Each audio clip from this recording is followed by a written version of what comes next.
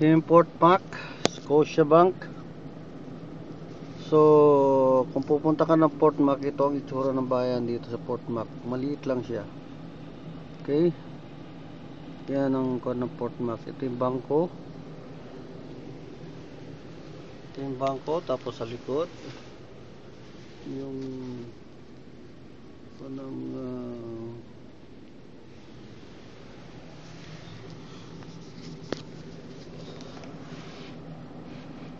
ito yung bayan.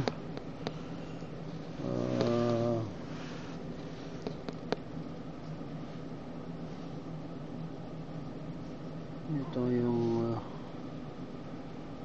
maliit lang Port Mac. Ang Port Mac maliit na maliit. Para siyang bayan, parang kasing laki lang ng San Miguel, Manila. So dito kami ngayon. At ito yung makikita mo ang Port Mac mo rin kung gaano ka busy. Maliit lang na bayan pero pagdating sa sakyan punong-puno. Tingnan mo naman oh. So ganito ka busy ang pagka umaga. So